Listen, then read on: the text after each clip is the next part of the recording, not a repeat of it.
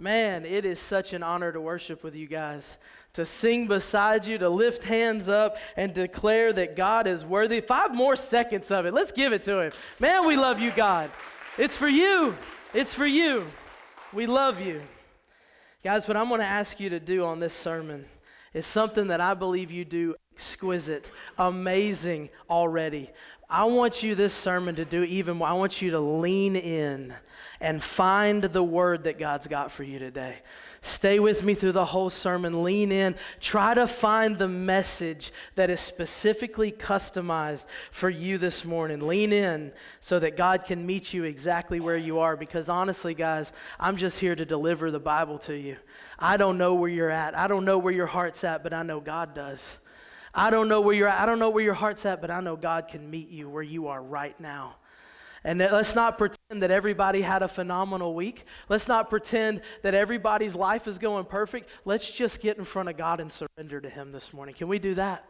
Let's do that together. I want to kick it off by telling you a story about this story I got from a pastor up in Nashville.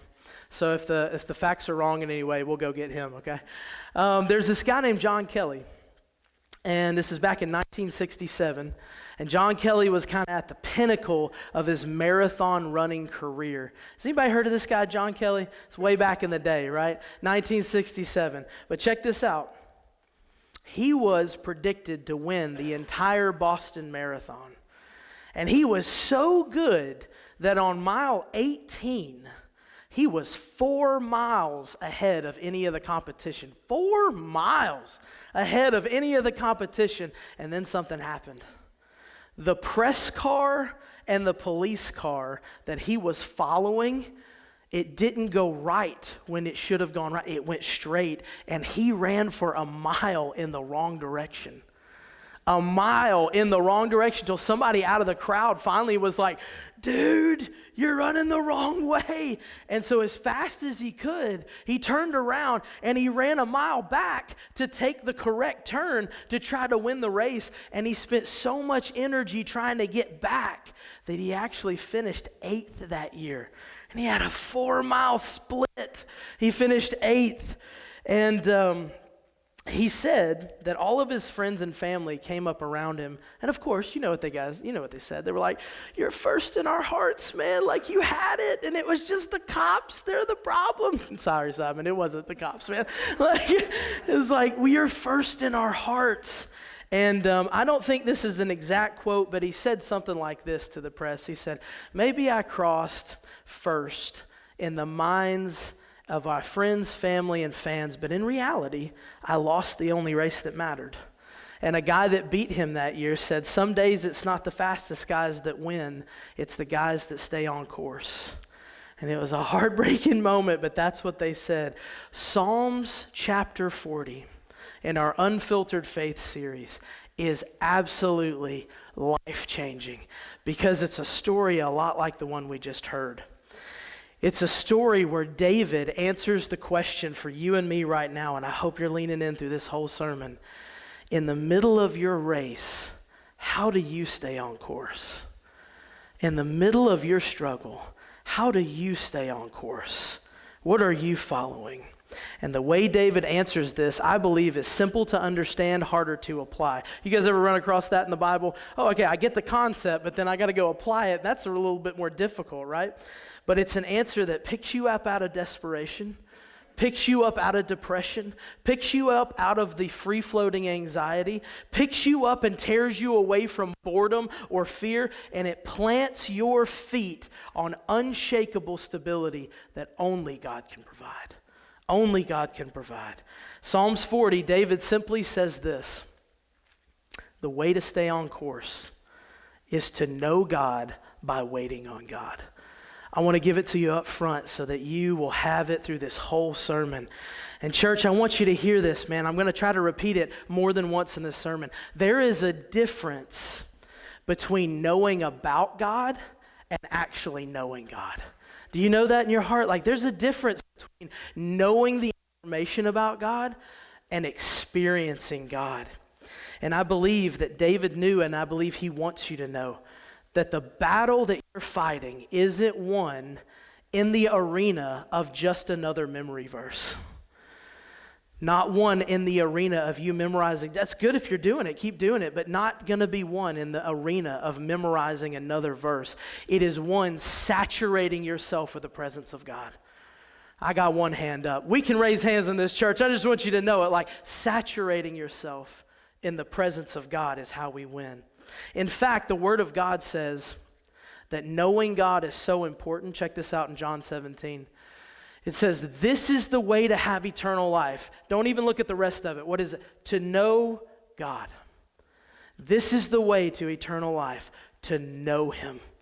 The one true God, Jesus Christ, the one that He sent to earth. Church, no matter what heaven looks like, actually, physically, whatever it looks like, do you know one thing that's going to be true about heaven? It is all God and no evil. That's what makes it heaven. That's what makes it heaven. It's all God. No more temptation, no more struggle, no more evil trying to destroy you every week. And we know Him fully. That's what makes it heaven. And knowing God here on earth, that's how we stay on course. That's how we do it. That's how we stay on course. So up front, I want you to hear what David says before we actually read the passage. He discovered God, he experienced God, and you can too. You can be like the giant killer. You can be like the one that was crowned king. You can be like David. Psalms 40 is going to show you how, and it's with these three words. You guys ready? Pump up words. Here we go. Wait, rise, and roar in the Lord. That's what we're going to be doing right here. Wait, yeah, we can clap it out. I will take the encouragement today. I'm still kind of at this concert with the youth in my mind. I'll take a little energy today. You know, I'll borrow some from you. I remember this one time, man. We were at this other church, and we were starting a training thing on how to like make disciples, and I was leading it Wednesday nights. And this guy, night one, you know, I'm kind of pumped up, fired up, had a little bit more energy back then. And this guy, night one, he comes up to me and was like, kind of reluctantly, like, well, I'm here. And I was like, great, thanks for coming. Like, way too energetic. Probably ran him off, you know? Like, thanks for coming, man. Come and get a seat, you know? And he was like, I'm here, but I don't know why I'm here. And I was like, well, what are you talking about, man? He's like, all of these studies always land in the same place. All it's going to do, no matter how fancy you create it and wrap it up in bacon and put it on the smoker, you know, it's just going to be two things. I was like, yeah, well, enlighten me, you know? He said, it's just going to come down to you need to go study more and you need to go pray more. That's what he said. He's like, everything I ever go to is just those two things. And guys, I realized something in that moment. I realized something has happened where we've kind of had pushed on us that knowing God in our faith family has been watered down to kind of like just show up to church on Sunday and the message of you should be studying and praying more. And if you're not on course. Now, don't get me wrong. Those are great things to do. Okay? Don't stop doing those. And yes, King David, when he was assigned his kingship, he was given a scroll of Torah that he had to learn. He had to physically write it out by hand to become king. Like studying and praying is what he did all the time, especially when he was king. Don't stop doing that. We should follow his example there, but I want you to notice in Psalms 40 something crazy exciting. When David describes knowing God, not just about God, when David describes his relationship with God in Psalms 40, it has nothing to do with studying a memory verse. And it has nothing to do with going to a worship service. Now, guys, there's a place for that. I'm not saying anything against that. Let's do more of that. But in Psalms 40, David knew God differently than that. And we're going to read about it. And it's exciting to me because not a lot of people are walking around with this information right now. A lot of people are still feeling like, okay, what are you going to tell me? Just another study and prayer thing? That's the way a lot of people feel right now. Church, I know that you're just trying to keep your head above water for another week. And I'm right there with you. I hear you. But David is saying, even you right now. Can you just like sit in those words with me? Like even you, stressed out parent that's just trying to raise your kids and not pass off the bad habits you had as a kid. Like even you, exhausted leader, like who's encouraging everybody else, but really doesn't know how to rejuvenate themselves. Like even you, Like even you, strong on the outside, dying on the inside man that's got it together right now in church. Like even you, faithful churchgoer who sings on Sunday but's fighting the battle on Monday. Like even you who messed up right before you walked in this door and sat down to praise God with all of your heart. Even you can be confident that you're on course. Even you. You're not excluded. Even you. And it's not going to sound like the well-polished 50th sermon that you've heard about how you're such a bad Christian if you don't go study and pray more, even though we need to do those things. You guys with me? You guys with me today? Yes, we need them. But man, I feel anointed to say this to y'all. I feel anointed to tell you right now, it's going to sound like the words of a man whose life was just as messy as yours. It's going to sound like that. And he was sold out to one thing that made all the difference. Knowing God. Knowing God. So church, tell your neighbor this. Say, I'm on course. Come on, church, say, I'm on course when I know God. All right, we're going to get to screaming it today. Let me tell you why this is important to our church, okay? This is the Draw Near Church, seeing lives changed through real relationships, one person at a time. Guys, those relationships are relationship with God and relationship with each other. Look at the L. You want me to do the cheerleader thing? I don't do that. No. Okay, relationship with God. Yeah, thank you, Scott. Relationship with each other. And the relationship with God part, man, that's our banner. That's our song. That's our flag that you and I look up to and we go, man, that's my church. I'm proud of it. We're part of a kingdom church, but this is our tribe. And our tribe is screaming, our relationship with God and each other is what we're going to go after the hardest. That's our church. We are men and women chasing his voice, obeying his word, and walking close enough to him to feel his breath together. And my prayer right now for us is for David to show you how you can take one more bold step to knowing your God. One more bold step to having a relationship with him that's real and not canned. And here's how. Here's how David says, I did it, and here's how David says, I want you to do it. Mark, let's do it, man. I waited patiently for the Lord to help me. And he turned to me and he heard my cry. He lifted me out of the pit of despair, out of the mud and the mire. He set my feet on solid ground and he steadied me as I walked. Church, let's read verse 1 together. You guys ready? 1, 2, 3. I waited patiently for the Lord to help me, and he turned to me and heard my cry. David says, if you want to know God, here's the word for you. Wait. Wait. If you want to know God, wait. And here's the rub, church. The word wait is not going to make sense to your Facebook feed and your Google calendar. And if your calendar could ask boldly, it would say, what is this foreign word that you're trying to explain to me? But here's the thing David says. Here's the thing that can take you from study and prayer to experiencing God. Here's the thing that when the police car goes straight and you need to make a right turn, you can stay on course. Here's the thing that will give you confidence in your faith that you didn't even know was possible. And it sounds like this. Wait. Wait for clarity. Wait for a breakthrough. Wait for healing. Wait for God to supply your every need from the stockroom of his glorious riches. One psalmist was so pumped about this that he said, I look up to the mountains. Does my strength come from the mountains? No. My strength comes from God who made heaven and made earth and made the mountains. David said an intimate relationship with God filled with his promises does not come from revving up the engine and mashing the gas. It comes from waiting. It comes from waiting. You guys repeat this after me. Say, sometimes my miracle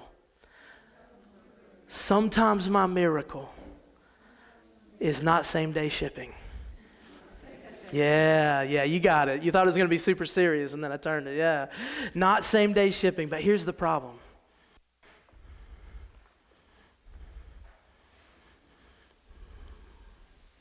$1,010, $1,011, $1,012. Man, like here's the problem. Like 10 seconds in, and this room's about to burst in the waiting. Just 10 seconds in. Here's the problem, church. Here's the problem. This is the word that David said waiting was. It's pronounced something like this. Kava teviti. Right? Okay, so like this word means not just 10 seconds of waiting where we're about to burst. This word means to wait and to wait and to wait and to not stop waiting. That's the word that he put in the Bible for you to read. To wait and wait. It's this intense, stretched out, expecting word that doesn't give up. David says, here's what waiting on God does not look like. You guys ready for this? Here's what it doesn't look like. Getting tired of waiting and then moving on. Here's what it doesn't look like. Getting bored of waiting and then telling God to catch up later. Here's what it doesn't look like. Getting scared of the waiting. Oh man, this is heavy. Check this. Getting scared of the waiting and then running back to the presence of sin because it's more familiar than the presence of God. That's not what the waiting he's talking about. Okay, he's talking about this long-term wait. Is anybody learning today? Like this long-term waiting on God. And actually, if you dive a little bit deeper into that word, it actually means to twist together, to bind together, and to entwine like a cord until strong. Don't miss this. Man, do not miss this. David says waiting on God looks like this, twisting together with him for as long as it takes to win your battle. That's what the word waiting means here. And that's how we stay on course. Man, this is course correcting, life giving. This is how we do it. This is how we stay on course. And what's absolutely crucial for you to know about this type of waiting is it is not passive. First time I read it, I thought, okay, great. So just sit on my butt until something happens? Like, what's going on? It's not passive. It's active. David was still waiting on God to put the crown on his head to become king when he was running from Saul in the desert, and that was waiting. He was running but waiting. It's kind of weird, right? David had Saul dead to rights in a cave. He could have killed him and instantly became king. Everybody was kind of for him except the armies that were loyal to Saul, right? He could have killed Saul and became king, but he waited. Why? He waited until God said it was the appointed time. He didn't take it and force an outcome. He said, I will wait on God to tell me when it's time for me to become king. Church, this is how you get to know God instead of just learning about him. Don't stop learning about him, but this is how you get to know him and experience him. It's in the waiting. And a lot of people think getting to know God is just reading another verse. Please don't stop reading the verses. Dan, we're going to keep doing it, man. You and me. We're going to get it going, okay? We're going to keep doing it. But don't stop reading the verses. But I need you to hear this, follower of Jesus. I need you to hear this. God has promised you that you'll never be alone. God has promised you that your steps will be guided and you will have peace that passes all understanding. And knowing that side of God, it happens in the faithful waiting. Knowing God is trusting him before you can see it, obeying him before you can feel it, and staying faithful before it makes sense. Waiting on God is being twisted together with him, being bound together with him, being entwined together with him. And you don't discover who God is by telling him to catch up with you and your decisions or to tell him to get on board with your vision. You discover who he is in the active, intentional waiting that David did. And if you're asking yourself right now, like, what's my part in that? Like how can I step into that? How can I do that? It's waiting faithfully as his son or daughter. That's how. Okay, it's not just waiting on you, God. The Bible told me to. It's I'm going to be faithful with what I have right now and what you've given me right now. So let me give you a quick example of this. Like if you're single longer than you plan to be, like if you're single and you're like, man, I didn't want to be single this long, put the message of desperation down and pick up the strength of devotion. And this applies to all kinds of waiting. Worship as often as you can. Walk with your family in a home group. Yes, study. Yes, pray. Don't stop doing those things. Do it even more. Tell yourself in the waiting, hey, I'm going to be the person in the waiting that pursues and runs after the characteristics of Jesus. I'm going to figure out what it means for me to have love, joy, peace, patience, kindness, goodness, faithfulness, gentleness, and self-control. I'm going to pursue being faithful in the waiting. So at the appointed time, man, who can get excited about this? At the appointed time and the right time, that God decides to put the crown of a good woman in your life, at the right time, at the appointed time, that God decides to put the crown of a good man in your life, you will be ready for it because you know God in the waiting. You know your God in the waiting. You're going to be ready for it. How many of you know that God doesn't have you in a season of waiting because he's confused about your problem or he needs to know more information about your problem? Like, that's not him, right? He's got you there for a reason. You need it. And here's the key that could change your life. I kind of put a little star on my notes. It's like, if you leave with nothing else, just leave with this, okay? Like, take this with you and let it go sit in it and let it change your life. Listen. When you force what God hasn't finished, when you force what God has not finished, you don't speed up your destiny. You short circuit your intimacy with him, and it takes you off course. Let me give it one more time, okay? Listen to it. Like, when you force what God hasn't finished, you don't speed up your destiny. You short circuit your intimacy, and it takes you off course. But when you live with him in the workshop of waiting, that's where your trust is built with him. That's where your strength is forged, which is why David says, when you wait, you rise. He said, he lifted me out of the pit of despair, out of the mud and the mire. He set my feet on solid, steady ground where I walked along. He has given me a new song to sing, a hymn of praise to God. Many will see what he has done and be amazed. They will put their trust in the Lord. David said, when I waited on God, church, when I waited on God and discovered who he is. Church, I'm going to give you a list. And I hope this list becomes a lifeline, okay? Because what David discovered is what we need desperately. Let me just give you this list. This list, I hope answers the question for you, like who would God be if you went ahead and waited and started trusting him? Like, who would he be? And David said, let me tell you who he'd be. The first one is, he's the God who lifts. He said, he lifted me out of the pit of despair, which is who he is in the waiting. When I was too low to climb, when I was stuck in my thoughts, when depression felt deeper than my faith, David said, I tried it out, man. I waited on the Lord. And in the waiting, I wrapped myself up with God instead of forcing an outcome. And I discovered the true nature of God, which you need to know right now. Listen, the true nature of God is he will never abandon you in your pit. He will never abandon you in your pit. Church, we got a lot of people in this room breaking their necks right here, but I also want to tell you, we got people right here in this room that's wondering, how do I experience God like that? Like, how can I have a piece of that? We got a lot of this, and we got a lot of, I'm here, I want it. How do I do it?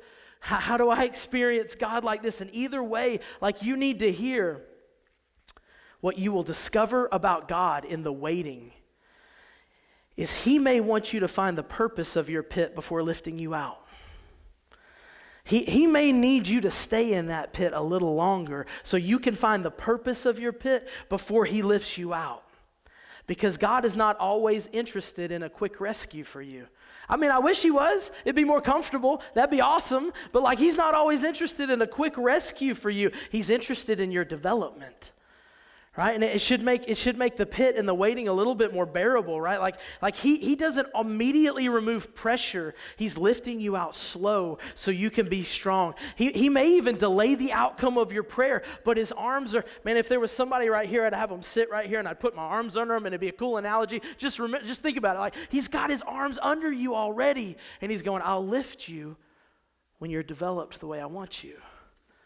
Right? Like, sometimes there's purpose in the pit before he lifts you out. So David says, number two, he's not just, let's go back. I got it all on one. He's not just the God who lifts. He lifts you out of what you're actually stuck in. My mom told me a story one time of when she was out speed walking, probably looking like this, right? Something like that? No, way cooler than that, right? She was out speed walking and she thought, here's some solid ground. And it looked like solid ground. And she was like, let's go. And as soon as she dropped, she went under her head in this pudding-like mud. I mean, just like consumed, like over her head. And she was like, ah! So she kind of like scratched her way to a stump in the middle, got up, brushed herself off, and guess what? Again, all the way under. back under. And she said, man, it was intense and I didn't know if I was going to live. And she said, when I slowed down and I waited, I saw some branches and I barely got my hand on some branches and got out of there, right? But it was in the waiting, not the scratching, not the clawing, not when it was in the waiting that she actually got out of the pit. She was so stuck. You can talk to her after about that story. It's crazy. God doesn't visit your pit of depression and uncertainty, and God doesn't visit your pit of wanting everybody's approval and the heart that life has taught you needs to be closed off and you can never open up again. God doesn't visit your pit and just look at you. He pulls you out of what you're stuck in, and it's personal. He pulls you out and he gives you blessings that are customized to you. He pulls you out as if it was his own pit. And it's in the waiting that you discover that God. I don't want you to stop praying and I don't want you to stop studying your Bible. I want you to do that more, but I want you to experience that God. And you can do that in the waiting. And he said, the next one that I experience about God is that he's the God that establishes your steadiness. Man, don't raise your hand and don't look around because I don't want anybody to be embarrassed right now in this room. But who's the person in this room that feels like the ground beneath them is doing this and you can't stand? Man, who's the person? Don't look around, don't raise your hand. But somebody in here is right there. I can't stand. Well, you serve a God that steadies you in the waiting. You serve a God that will steady you in the waiting. What would you give for a lifetime supply of steadiness? I'd give a lot. A lifetime supply of steadiness. Our God is the God of unshakable. I want you to lean in because our God is the God of unshakable. He's not unstable, he's not panicked, and he's not improvising on your problem right now. He's got more than enough power to plant your feet on steadiness that you would normally fall. And guys, the fourth one that he says right here is he doesn't just steady you where you stand. Man, listen to this one. He steadies you in your movement. He steadies you where you had. David said, he steadied me as I walked. Have you ever had a moment in church? Okay, give me some feedback on this. Have you ever had a moment in church where you were just so consumed? Might have been a prayer, might have been a song, might have been the songs we just sang, might have been a Lord's Supper moment where you were like, I just feel like God right here. I just feel like so safe and like I just feel like steady. Have you ever had that? Give me one of these if you had. Yeah, like crazy look. Yeah, there we go. Tom's got it. Like, have you ever had that? I want you to hear something. God wants you to have those moments with him outside of worship too. Do you know what I'm saying? Like, it's great that we have him here, but he wants that to be the feeling you feel with him out there too. Like, that's what he wants. In Psalms 40, David was not reflecting on a past worship service when he said, I waited on God patiently. I want you to know that it's the same God that you sing to on Sunday that meets you in your pit on Monday. It's the same one, you guys. It's the same one that meets you in your pressure and the weight of your leadership and the feeling of betrayal. And even, man, listen, you might not get this in another sermon. Listen to, like, even the Tuesday you wake up on and you're like, I have zero life excitement. Like, that's real for people, man. That's like depressing. It's like, I have zero life excitement. Welcome to Tuesday. You know, he'll meet you in that pit. He will meet you where you are in the moments outside of worship.